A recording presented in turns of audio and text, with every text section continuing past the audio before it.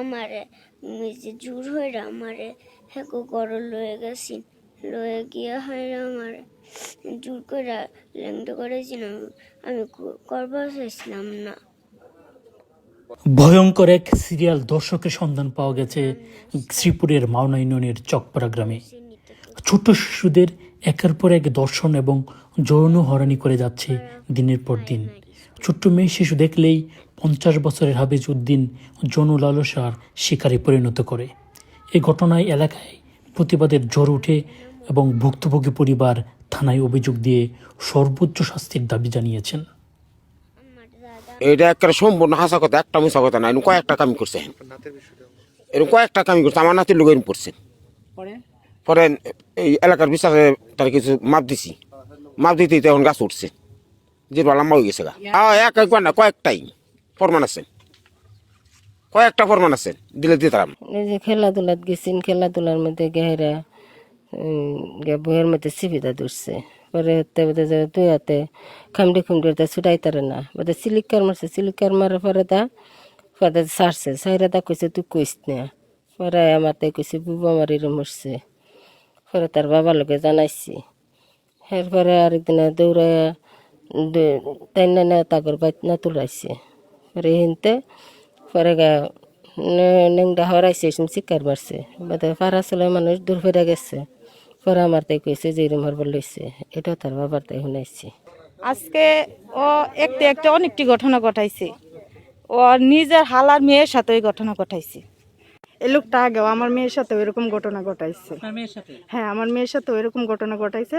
ঘটানোর পরে 3 দিন পলাতক ছিল। পলাতক থাকার পরে মানে এখানে এলাকাবাসী নিয়ে পরে আসছে। আইসা আমার শ্বশুর দেবর ওদের পা ধরে মাপ চাইছে। তখন আর লোকজন নিয়ে মাপ চাইছে, পরে ওরে মাপ করে দিছে। মাপ করে দেওয়ার পরে এখন এই পর্যন্ত আয়া ও এরকম আরো অনেকের সাথে এরকম ঘটাইছে, অনেক ঘটনা ঘটাইছে উনি। এখন হাফিজ উদ্দিন, আপনারা এখন কি চান? সর্বোচ্চ শাস্তি চাই, সর্বোচ্চ শাস্তি যেটা আমরা ওইটাই চাই। বাসার পাশে সে বাসা করছে অনেকদিন যাবৎ। ছোট ছোট মেয়েদের সাথে সে এরকম কাজ করে আসতেছিল। মেয়েদের ছোট ছোট মেয়েদের প্রতি তার একটা নেশা মতো একটা কাজ তার ভিতরে ছিল, যে ছোট ছোট মেয়েদের প্রতি তার নেশা ছিল সবসময়। আগে আরো 5-4 বছর আগে এক ঘটনা করছে, আমরা তারা মাফ করছি।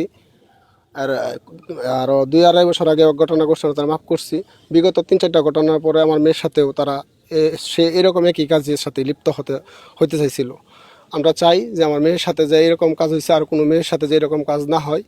আমরা তার দৃষ্টান্তমূলক শাস্তি চাই, সর্বোচ্চ শাস্তি চাই, তার ফাঁসি চাই।